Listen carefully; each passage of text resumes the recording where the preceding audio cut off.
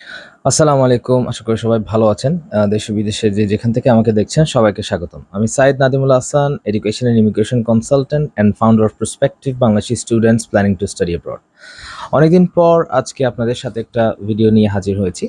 তো ২০২৪ সালের প্রায় শেষের দিকে আমরা নভেম্বর মাস প্রায় চলে যাচ্ছে। তো এখন ২০২৫ সালকে যারা টার্গেট করেছেন তাদের জন্য কিছু ইনফরমেশন, কিছু গাইডলাইন নিয়ে আমি আসলে আজকে এই ভিডিওটা করা। মূলত হচ্ছে এইচএসসি যারা এই রিসেন্টলি দিয়েছেন তারা অনেকে বাংলাদেশে পাবলিক পরীক্ষার জন্য চেষ্টা করছেন। তো এর পর হয়তো তারা এপ্লাই করবেন। কিন্তু ডেডলাইনটাও একটু মাথায় রাখার বিষয়। তো সবকিছু নিয়ে ওভারঅল একটা আইডিয়া দিব আরকি। তো ১ম এ যে কান্ট্রিটা নিয়ে কথা বলবো, এটা খুবই পপুলার একটা ডেস্টিনেশন, সবাই আমরা জানি চায়না। সো চায়নাতে প্রতি বছর বাংলাদেশ থেকে অনেক স্টুডেন্টস যাচ্ছে। তো মূলত যে কারণটা হচ্ছে স্কলারশিপ। এরকম স্কলারশিপ আর কোনো কান্ট্রিতে আপনার দেওয়া হয় না। প্রায় 100% স্কলারশিপ পাওয়া সম্ভব। অ্যাকোমোডেশন অ্যান্ড স্টিপেন্ডের জন্য আপনার প্রোফাইলটা একটু বেটার হতে হবে। আর আদার দ্যান দ্যাট 100% স্কলারশিপের কান্ট্রিতে ফার্স্ট চয়েস বাংলাদেশ সহ বিভিন্ন দেশের স্টুডেন্টরা সেখানে যাচ্ছে। সো কেন চায়নাতে যাবেন? চায়নাতে গেলে আপনি আম আপনার খরচ বেঁচে যাচ্ছে। যদি আপনি স্টিপেন্ড পেয়ে থাকেন সেক্ষেত্রে আপনি কিছু টাকা সেভ করে বাংলাদেশেও পাঠাতে পারছেন। আর চায়না হচ্ছে বিজনেস হাব। আর চাইনিজ ডিগ্রিটাকে বাংলাদেশে এবং অন্যান্য যেসব দেশে চাইনিজ প্রজেক্ট আছে, চাইনিজ কোম্পানি আছে সেখানে খুব ভ্যালু করা হয়। সো এইসব কারণে আপনি চায়নাতে দেখতে পারেন। তো চায়নাতে ২ টা ইনটেক আছে। মার্চ ইনটেকের জন্য আমরা এখন কাজ করছি। সেপ্টেম্বর ইনটেকে সবথেকে বেশি স্টুডেন্টস নেয়, বাট মার্চ ইনটেকেও কিছু ইউনিভার্সিটি থাকে। সো চায়নার জন্য দেখতে পারেন। এরপর আসছি হচ্ছে Australia. Australia still one of the sought after country. Bangladeshi স্টুডেন্টসরা খুব পছন্দের তালিকার মধ্যে রেখেছে। যেহেতু কানাডাতে আমরা দেখেছি সেটেল হওয়া একটু ডিফিকাল্ট হয়ে যাচ্ছে গত ২ বছর থেকে। তো সেক্ষেত্রে অস্ট্রেলিয়াতে এখনো মোটামুটি স্টুডেন্ট যাচ্ছে। তো সেটার ক্ষেত্রে আমরা যেটা বলবো সেটা হচ্ছে এখানে 30% পর্যন্ত আপনি স্কলারশিপ পেতে পারেন ফার্স্ট ইয়ার টিউশন ফিজের উপরে। আর অন্যান্য বিষয়গুলো চিন্তা করলে মোটামুটি একটা a popular destination Bangladeshi students এর জন্য। হ্যাঁ, আপনার ব্যাংক স্টেটমেন্ট আদার্স এগুলো কাগজপত্র হয়তো একটু গুছায় দেখাতে হবে, সেম লাইক ইউএসএ, কানাডার মতো। বাট আপনি সেটেলমেন্ট যদি চিন্তা করে থাকেন, স্টিল হচ্ছে ১ম দিকের সারিতে রাখবো আমি অস্ট্রেলিয়াকে। তারপর দেখা যাক ইউকে। ইউকেতে আমরা ল, মেডিকেল এবং অন্যান্য কিছু টেকনিক্যাল ইঞ্জিনিয়ারিং সাবজেক্টের জন্য ইউজুয়ালি সবাই আগে যেত। এখন বিভিন্ন বিজনেস সাবজেক্ট সহ অনেকগুলো সাবজেক্টের জন্য এখানে অফার করা হয়। আর এখনো কিন্তু ইউকেতে 2 ইয়ার্স পিএসডব্লিউ টা অ্যাক্টিভ আছে। আপনি সেখানে মাস্টার্স করেন, ব্যাচেলর্স করেন, আপনি কিন্তু এরপর 2 ইয়ার্স পিএসডব্লিউ পাচ্ছেন। আম এখন up to £7,000 first year tuition ফিজের উপরে স্কলারশিপ কিন্তু সম্ভব। সো ৩ টা ইনটেক আছে, jan, May, সেপ্টেম্বর। এটা খেয়াল রাখবেন। তো ডেডলাইনগুলো খেয়াল রেখে তখন এপ্লাই করতে হবে। এখানে IELTS এর প্রয়োজন আছে। IELTS এর ব্যাচেলর্স এর জন্য 6, মাস্টার্স এর জন্য 6.5। আর যে বিষয়টা সেটা হচ্ছে হ্যাঁ, ইউকেতে হচ্ছে আপনি পিএইচডিতে এবং রিসার্চ মাস্টার্সেই স্পাউস নিতে পারবেন। এমনি জেনারেল মাস্টার্সে স্পাউস নিতে পারবেন না। এটা হচ্ছে একটা পয়েন্ট। তারপরে ডেস্টিনেশন যেটা সেটা তো সবাই আমরা জানি, খুবই পপুলার ডেস্টিনেশন ইউএসএ। ইউএসএ তে টিউশন ফিস অন্যান্য দেশের তুলনায় রিজনেবলি কম। কিন্তু ভিসার জন্য একটু ওয়েটিং টাইম থাকে। স্টিল আমাদের এখান থেকে গ্রুপ থেকে হেল্প নিয়ে আমাদের ২ জন স্টুডেন্ট ইউএসএ ভিসা পেয়েছে।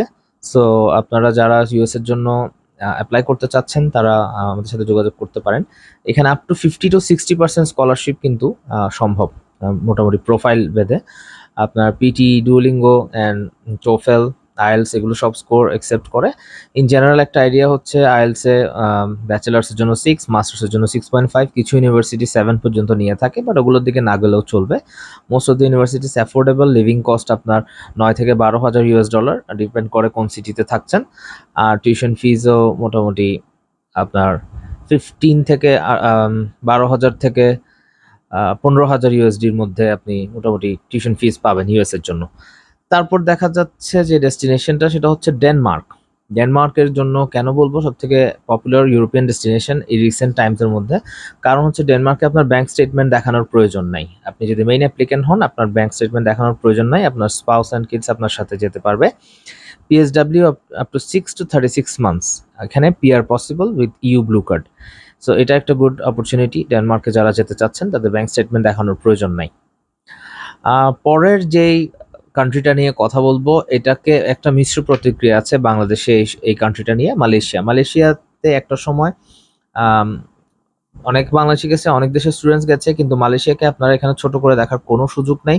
Malaysia is a very high profile destination হয়ে গেছে রিসেন্টলি, কারণ এখানে অনেক দেশ থেকে স্টুডেন্টসরা আসতেছে অ্যান্ড তাদের ফ্যাসিলিটিস যদি চিন্তা করি, টপ নচ ইউনিভার্সিটি টিচার্সরা, বাইরের ফ্যাকাল্টিরাও তারা এখানে ভিজিটিং প্রফেসর হিসাবে আসে, এবং ইউকে, ইউএসএ, অস্ট্রেলিয়া এবং ইউরোপিয়ান ইউনিভার্সিটির ব্রাঞ্চও কিন্তু সেখানে খুলেছে।